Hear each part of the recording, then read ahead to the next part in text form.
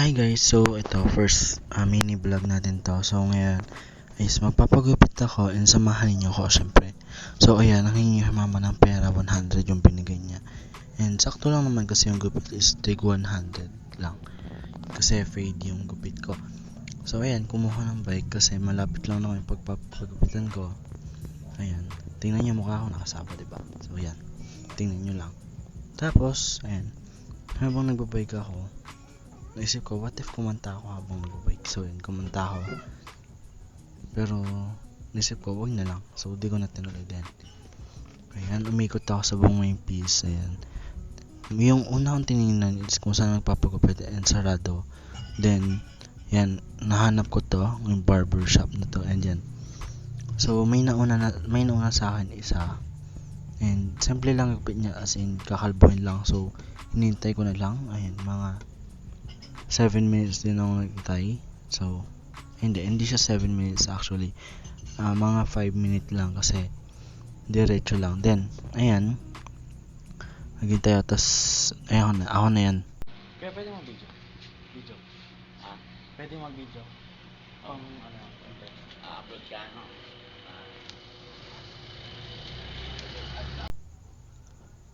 So, ayan guys, diba? Nakita niyo, nagpaalam pa ako kay Kuya Barbero kung pwede mag-video. And sabi niya, pangko content mo yan, no? Sabi niya. So, sabi ko, opo, papang video ko lang sana. Tas yan, nag-start na yung gupit. Tas tinanong niya kung anong gupit ko. Sabi ko, fade po, tapos pabawasan na sa taas. Then yan, nag-start na yung gupitan session.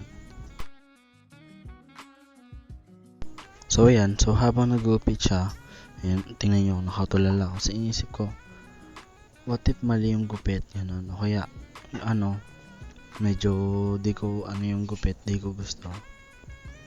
Pero inisip ko na, sige, hayaan natin siya.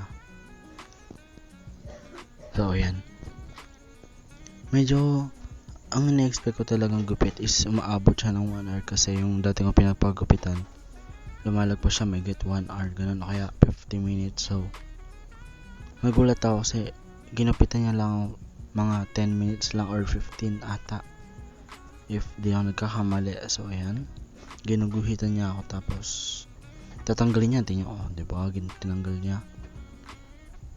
So, dito naman guys is parang pinapaligoy natin, isprayan niya ako ng tubig sa mukha, tapos kung hindi sa mukha, sa buhok lang, syempre, para hindi lang sumabog yung buhok ko.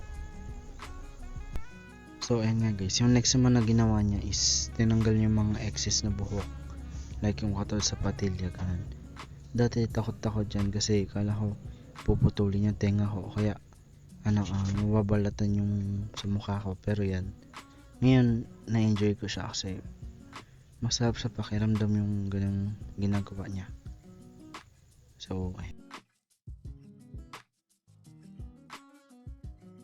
So dito naman guys, binabawasan niya sa taas kasi sabi ko kanina, pakibawasan po yung sa taas kasi mahaba na. So yan na nga guys, patapos na tayong gupitan ni Kuya.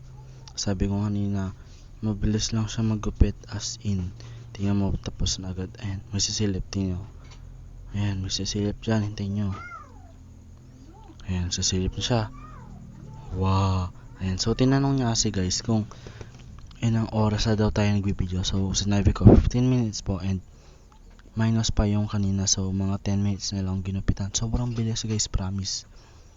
So ayan, unting linis na lang sa likod, unting, ayan, di ko alam yung tawag doon, basta yun. Tapos yan, brinash na yung leg ko, ewan ko ang batas, tinanggal na yung tela sa damit ko para hindi magdikit yung buhok. So ayan, tapos na, and ito yung final look. So yun lang, bye bye guys.